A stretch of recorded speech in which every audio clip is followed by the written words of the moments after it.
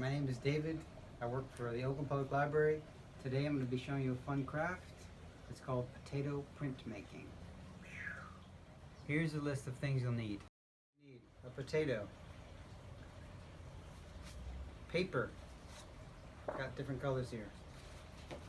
We need a knife, basic knife, something to cut the potato with, a marker, some paper towel, an applicator, just a simple sponge. You can also use a paintbrush or your finger. And you need this, this is a regular paper tray as like a palette. And a water basin to clean the applicator. And, you know, things like a ruler are optional. And I've got a cutting board here, which is also optional. You're also going to need a towel, or what I'm using right now is a moving blanket, or a drop cloth works well. Anything that you don't mind getting a little messy. And you also need clothes that you don't mind getting messy. So I've got here our inspiration. This is a hand carved Indian woodcut. Right? It's pretty intricate design. And this can, this can eventually be our goal. What we're going to do is put designs with potatoes. And what we're learning today is that you can find different things around the house to print with. And potatoes is one of the best. You can also use things like okra and apples and almost anything that will make an image. You're going to cut this in half. So you want to be careful, of course, when using knives at any time. Alright, so we're just going to make a simple image on our potato here. Okay, I've got a marker, I've got a ruler. You don't need a ruler, but you can use it. I've got a hard surface, helps me keep my hand steady. Alright, so we start on one side, and when we make this image, we want to go all the way to the sides. Alright, so I go like this. So it might be a little bit faint, it doesn't need to be super clear, just as long as you can see it. Second line. Alright, third line. Simple shapes is what we're looking for. Alright, so this one isn't showing up very well, but that's okay. You can sort of see that it's a faint line, but we have our simple shape, and you can see how I've gone all the way to the edge. Okay, so we're going to cut out our image now. Here's our knife. Alright, and so you want to be really careful using a knife at all times. It's good to have the bigger potatoes because it allows me to cup it at the bottom like this to keep my fingers away from the edge. And the first thing we're going to do is we're just going to kind of carefully scribe our line on the outer edge like this. Okay, just keep it straight, not too deep, we're not really cutting. Okay. Go here. Alright, so the more careful you are, the better the image will be. Okay, and we're just going to cut a little bit there.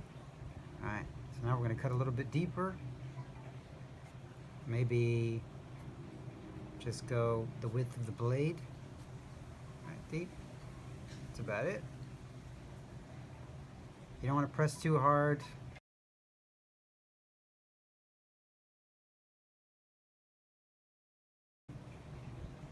And now we're going to cut out the image on the sides. So you see I've already started a little bit. So I'm going to cut it nice and easy. Again, we're always watching our fingers, okay? You see how it's coming loose naturally? That's what we want.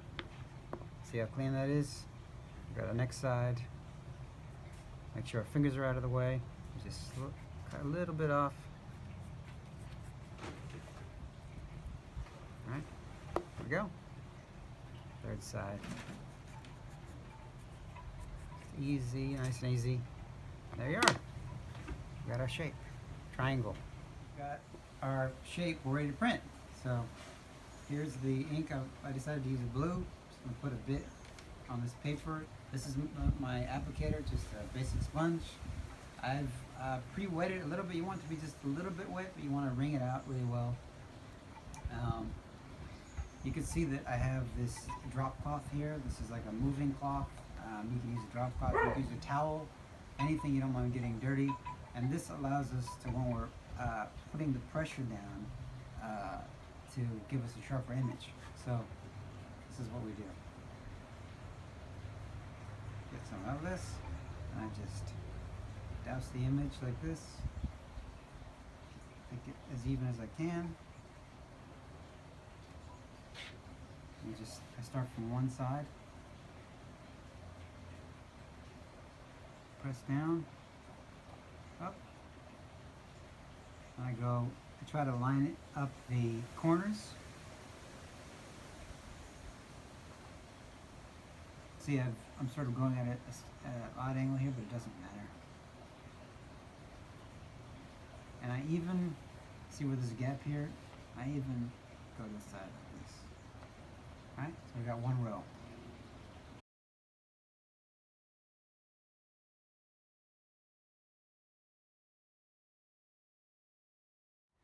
Okay, so this was the shape I used before, and what you can do is you can just alter the shape to make new patterns.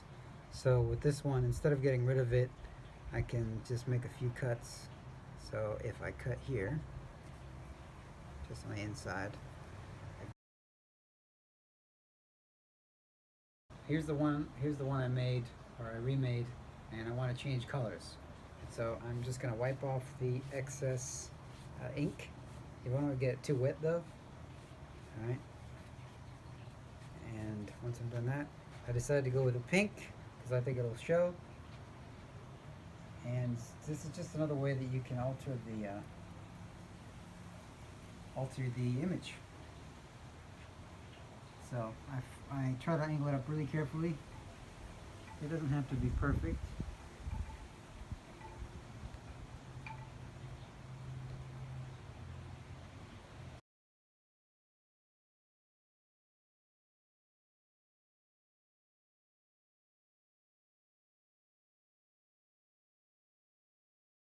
Here are a few prints that I had made with different shapes.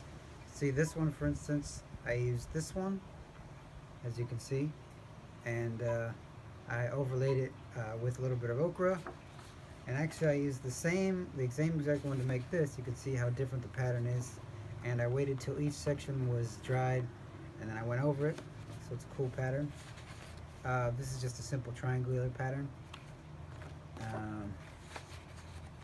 This one I had made. It's a little more complicated, and you have to be careful when you cut inside. But if you just make the pattern, this is the kind of thing that comes out. And we're back to the triangles. Okay, as you can see, I've made quite a mess here, and I've had a lot of fun, and that's what it's about. Having fun, using your imagination, trying new things, not worrying about a perfect pattern to make. A lot of these, if you look closely, there's probably some mistakes in the way I carve them, but once we repeat those mistakes, they don't look like mistakes at all. And you can come up with a lot of different things. You can overlay patterns and just try a lot of stuff. So anyway, I hope you enjoy, have a lot of fun potato printmaking.